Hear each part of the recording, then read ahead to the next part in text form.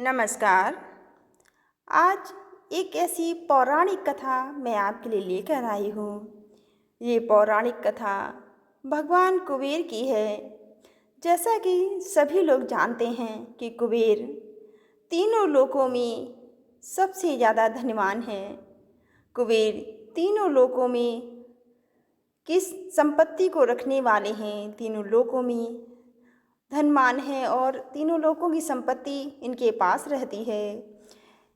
ऐसी ही इनके बारे में इनके अहंकार से संबंधित एक कथा है, क्योंकि जाहिर सी बात है जब वो तीनों लोकों में सबसे ज़्यादा अमीर हैं, सबसे ज़्यादा संपत्ति उनके पास है, तो अहंकार होना तो स्वाभाविक है।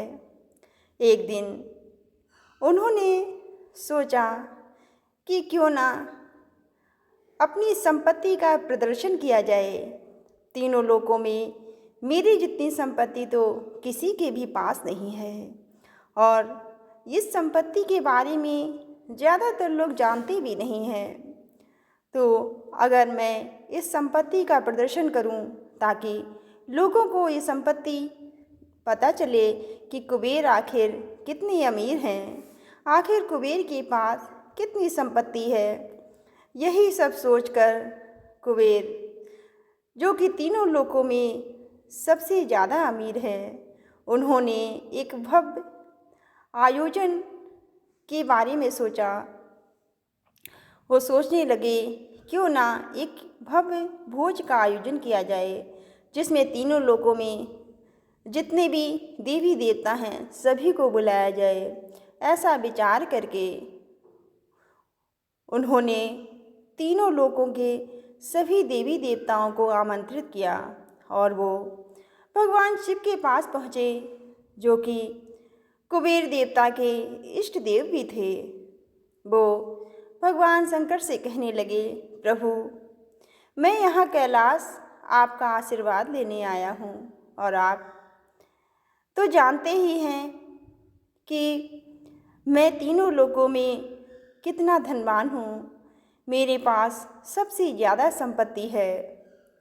मैंने सोचा है कि इस संपत्ति के बारे में कोई जानता भी नहीं है कि मैं कितना धनवान हूँ, इसलिए मैंने एक दिन का भोजन का आयोजन किया है, जिसमें तीनों लोकों की सभी देवी देवताओं को बुलाया है, और आपके आशीर्वाद के लिए मैं आपको भी उस भोज में सम्मिलित होने के लिए बुलाने आया हूँ। कृपा करके आप चलिए मेरे साथ।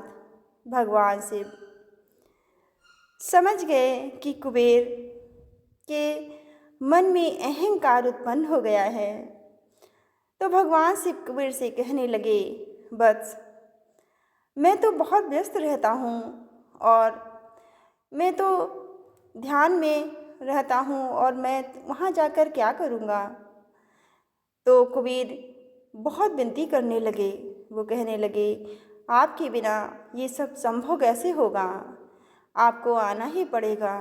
तो भगवान शिव कहने लगे कि ठीक है, इसका एक उपाय है, वो मैं आपको बताता हूँ, अगर आपको उचित लगे तो कुबेर बोले, जी कहिए।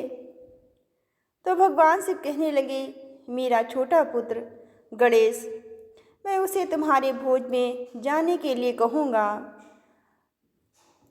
कुबेर संतुष्ट हो गए, कहने लगे ठीक है। वो संतुष्ट होकर अपने निवास स्थान को लौट आए, और कुछ ही समय में कुबेर के यहाँ एक भव्य भोज का आयोजन हुआ, जिसमें तीनों लोकों के सभी देवी देवता वहाँ पर पहुँचे। भगवान गणेश भी उस भोज में सम्मिलित होने गए, और भगवान गणेश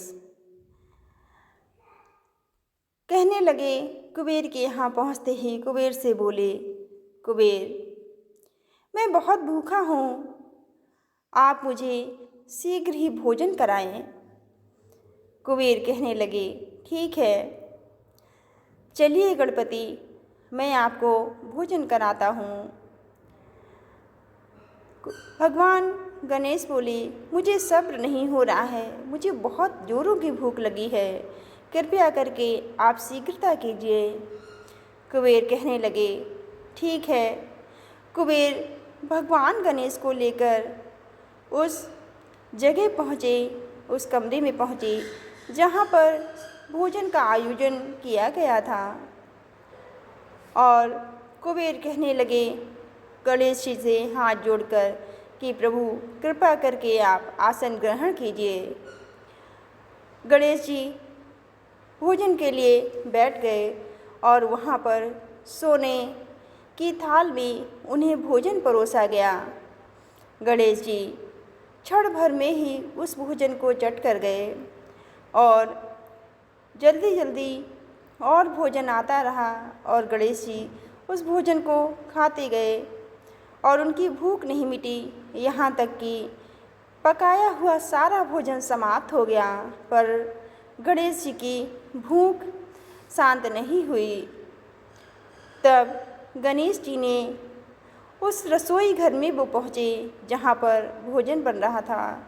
वहाँ जाकर उन्होंने जो भी कच्चा सामान था उसे भी वो खा गए, फिर भी उनकी भूख समाप्त नहीं हुई। फिर गणेश जी लौटकर कुबेर के पास आए और कहने लगे, कुबेर जी, जब आपके पास मुझे खिलाने के लिए कुछ था ही नहीं तो आपने मुझे बुलाया ही क्यों था?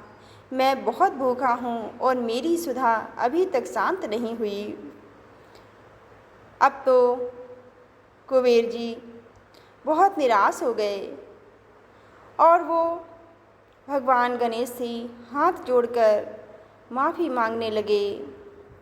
वो कहने लगे, गणेश जी मुझे क्षमा कर दो। मैं समझ चुका हूँ कि ऐसा सब क्यों हो रहा है। मैं समझ गया हूँ कि आपकी सुधा शांत क्यों नहीं हो पा रही है। मैं ये जान गया हूँ मैं आपकी भूख को शांत क्यों नहीं कर पा रहा हूँ।